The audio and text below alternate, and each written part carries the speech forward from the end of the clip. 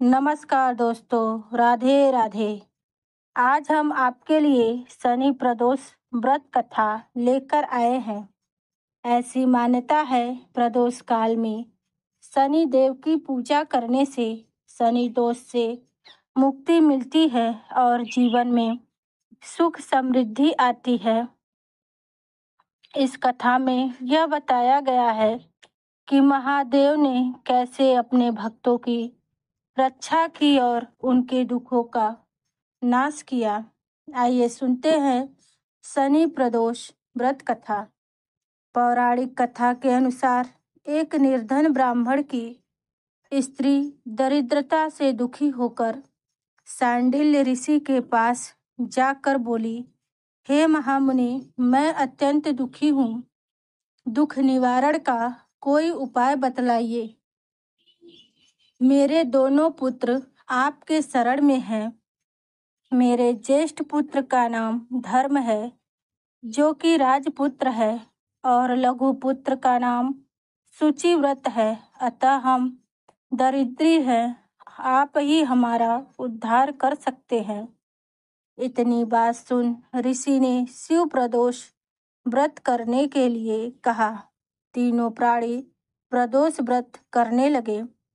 कुछ समय बाद प्रदोष व्रत आया। तब तीनों ने व्रत का संकल्प लिया। छोटा लड़का, जिसका नाम शुचिव्रत था, एक तालाब पर स्नान करने को गया तो उसे मार्ग में स्वर्ण कलश धन से भरपूर मिला। उसको लेकर वह घर आया। प्रसन्न हो माता से कहा, हे माँ, यह धन मार्ग से प्राप्त हुआ है। माता ने धन देखकर शिव महिमा का वर्णन किया। राजपुत्र को अपने पास बुलाकर बोली, देखो पुत्र, यह धन हमें शिवजी की कृपा से प्राप्त हुआ है। अतः प्रसाद के रूप में दोनों आधा आधा बांट लो। माता का वचन सुन राजपुत्र ने शिव पार्वती का ध्यान किया और बोला, पूज्य, यह धन आपके पुत्र का है। मैं इसका अधिकारी नहीं हूँ। मुझे शंकर भगवान और माता पार्वती जब देंगे तब लूँगा।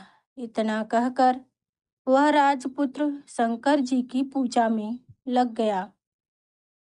एक दिन दोनों भाइयों को प्रदेश भ्रमण का विचार हुआ। वहाँ उन्होंने अनेक गंधर्व कन्याओं को क्रीड़ा करते हुए देखा। उन्हें देख शुचिव्रत ने कहा, भैया, अब हमें इससे आगे नहीं जाना है। इतना कहकर शुचिव्रत उसी स्थान पर बैठ गया। परंतु राजपुत्र अकेला ही स्त्रियों के बीच में जा पहुंचा।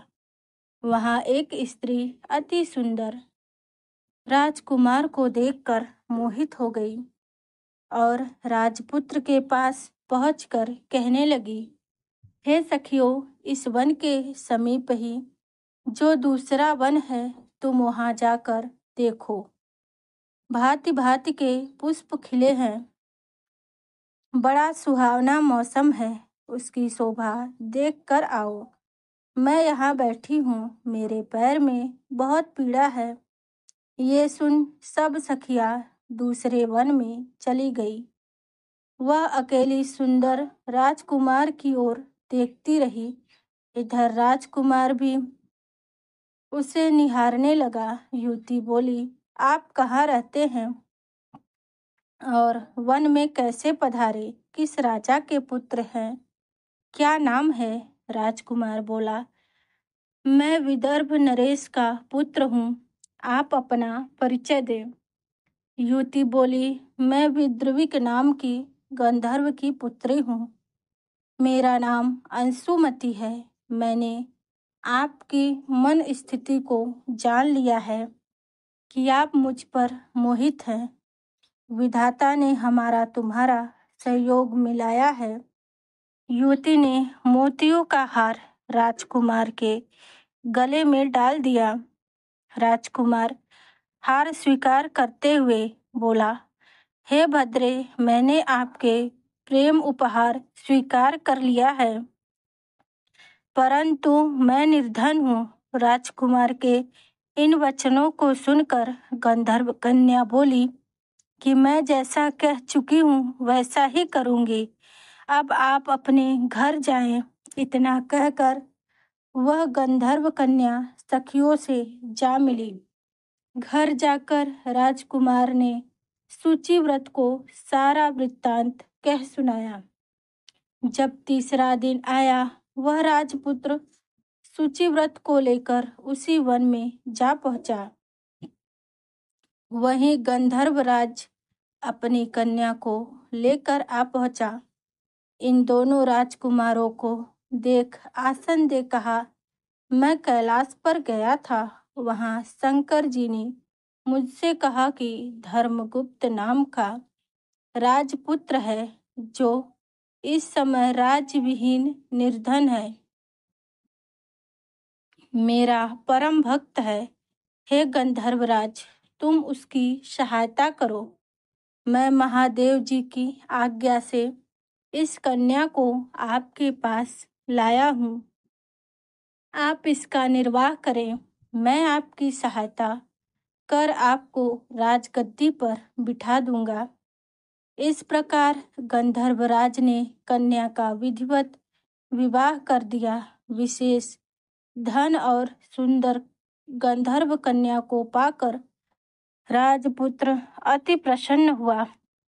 भगवत कृपा से वह समयोपरांत अपने शत्रुओं का दमन करके राज्य का सुख भोगने लगा। बोलो शंकर भगवान की जय। हर हर महादेव।